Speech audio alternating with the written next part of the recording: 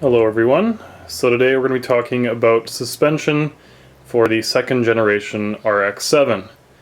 So if you've gone ahead and removed your old suspension, it probably looks something like this. This is the old rear suspension components on my RX-7. Likely hasn't been changed in 27 years. So this is the rear springs and shocks, and as you can see, they're pretty worn out. So we're going to go ahead and replace everything. I haven't taken off the front ones yet because I haven't got to the front yet, but when I do, I will show you what they look like. So I've gone ahead and decided not to go with a full coilover setup, but sort of the next best thing.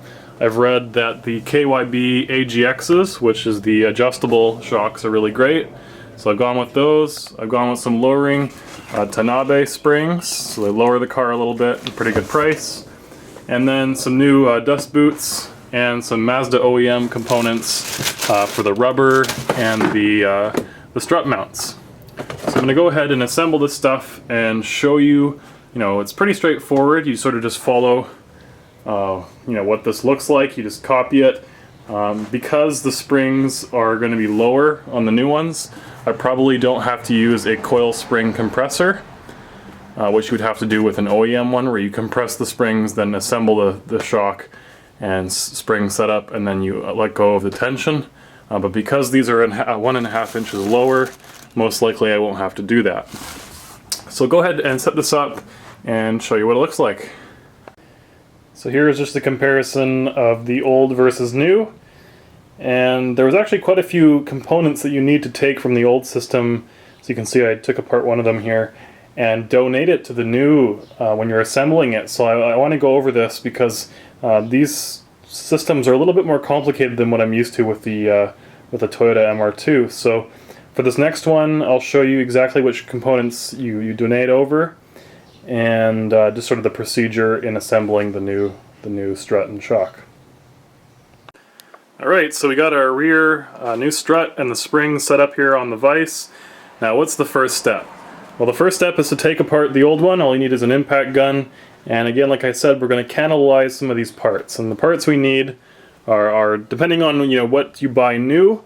I would recommend buying the rubber new. This is a new piece. You can see just how old and worn the old ones are. And I also bought these mountings new because these ones are pretty rusty. They're not very expensive either.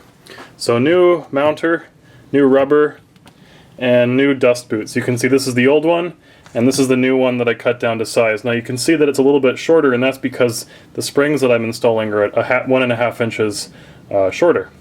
So the parts you need to cannibalize are this piece right here, which goes in the center of the holder. It has a key slot for your new strut. I'm cannibalizing the lock washer on the top. The new KYBs only come with a nut. This is not a nylon nut either, so I'm going to use the lock washer. And also this piece right here. Now this piece goes on the top of the original dust boot, and it actually fits in there quite nicely. So what I'm doing is I'm just putting it on top of the new dust boot. So 3 pieces in total for me. More if you don't buy the new rubber or you don't buy the new mounter. But just 3 small pieces, new dust boot, and we're going to use the new nut and just put it all together. It takes about 3 minutes for the assembly.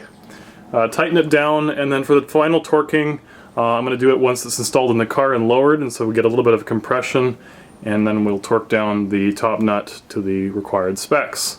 So that's the rear suspension, and then the next thing I'll show is the front suspension once I get it off the car. Alright, so welcome to part 2 of our RX-7 suspension rebuild. I got the front suspension off, and you can see here it's definitely seen better days. So we're going to be building up a brand new suspension from our components here. Springs, shocks, strut boots, you name it. So we're going to see if we have to cannibalize any of the parts like we did with the rear suspension. So we'll take apart the old suspension here. And notice that I made a mark L for the driver's side. These suspension strut tubes are not identical. So they have different part numbers when you buy them, whereas the rear ones were identical. So these are the rears, they're completely identical. Alright, so just take an impact gun and take off the top nut. The whole thing will disassemble itself. And let's take a look and see what the new one looks like. Alright everyone, welcome back to the final part of the suspension build. So you can see here we've taken apart the old front suspension. Just look at how rusty everything is. And so for this one, we're actually not going to cannibalize any of the parts.